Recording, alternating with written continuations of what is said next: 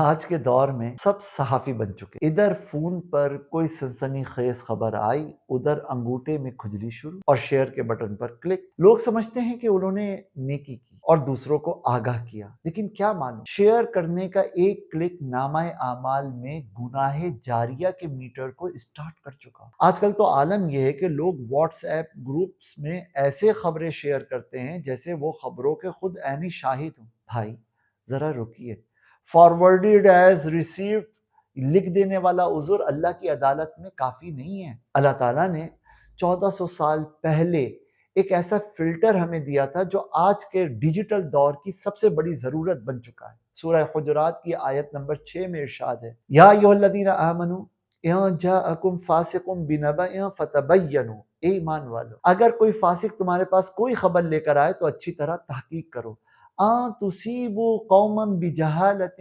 فتصبحوا علی ما فعلتم نادمین، کہیں ایسا نہ ہو کہ تم انجانے میں کسی قوم کے لیے مصیبت بن جاؤ اور پھر تمہیں اپنے کیے پر پچھتانا پڑے۔ غور کیجئے، حکم ہے تبینوا، یعنی تحقیق کرو۔ آج بریکنگ نیوز کے چکر میں تحقیقات تو کہیں کسی قبرستان میں دفن کر دی گئی ہیں۔ یاد رکھیے کہ اگر آپ کی پھیلائی ہوئی جھوٹی خبر سے کسی کا نقصان ہوا تو پچھتاوا مقدر بنے گا اور سارا وبال کندھوں پر آئے گا۔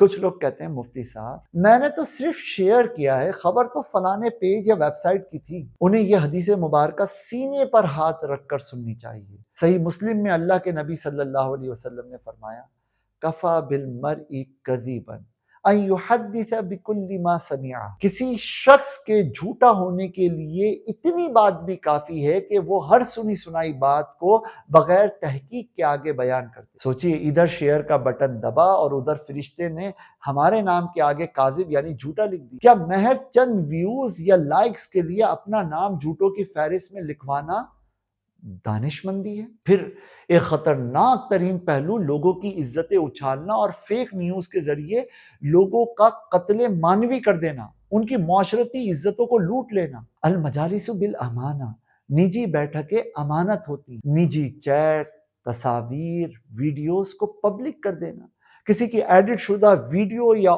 آڈیو کو لوگوں میں پھیلا دینا، یہ بڑا جرم ہے۔ قرآن کریم میں سورہ نور میں فرمایا، اذ بِأَلْسِنَتِکُم، یعنی جب تم اپنی زبانوں سے ایک دوسرے سے ملتے ہو، وَتَقُولُونَ بِأَفْوَاهِکُم مَا لَيْسَ لَکُم بِهِ علم، اور تم اپنے منہ سے وہ بات نکال رہے ہوتے ہو جس کا تمہیں علم نہیں ہوتا، وَتَحْسَبُونَهُ هَيِّنًا، اور تم اسے معمولی سمجھتے ہو، وَهُوَ عِندَ اللَّهِ عَظِيمٌ، حالانکہ وہ اللہ کے نزدیک بہت بڑی بات، گناہ کبیرہ ہے۔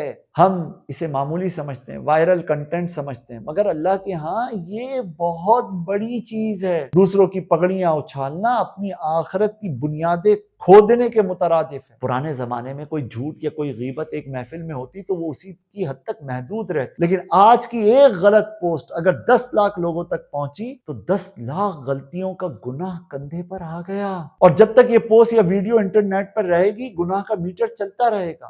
سنن ابو داؤد کی حدیث 4790 میں حضور اکرم صلی اللہ علیہ وسلم کا فرمان ہے، المؤمن غر کریم، مومن تو بھولا بھالا اور شریف ہوتا ہے، یعنی دھوکے نہیں دیتا، والفاجر خب لئیم، اور فاسق وہ دھوکے باز اور کم ظرف ہوتا ہے۔ مومن وہ نہیں کہ جو ہر سازش کا آلہ کار بن جائے، بلکہ مومن وہ ہے جو اپنی فراست سے دشمن کی انفارمیشن وار کو سمجھے۔ میں آپ کو تحفے میں 3 فلٹر دے رہا ہوں۔ جب انگوٹھا شیئر کے بٹن پر جانے لگے نا تو اپنے آپ سے پوچھئے، نمبر 1، کیا میں نے خود اس بات کی 100% تصدیق کر لی ہے؟ نمبر 2، اس بات کو پھیلانے اور وائرل کرنے میں امت کا یا کسی شخص کا کیا کوئی فائدہ ہے؟ اور نمبر 3، اگر یہ بات غلط یا جھوٹی نکلی تو میں اللہ کو کیا جواب دوں؟ اگر جواب کسی بھی مرحلے پر نہ میں ہونا تو اپنے انگوٹھے کو آرام دیجیے اور آخرت کو بچا لیجیے۔ یاد رکھیے، کہیں سستا انٹرنیٹ مہنگی آخرت کا سودا نہ بن جائے۔ آپ مومن ہیں، آپ مسلم ہیں، آپ لاپرواہ نہیں ہیں تو اپنی ذمہ داری کا ثبوت دیجیے۔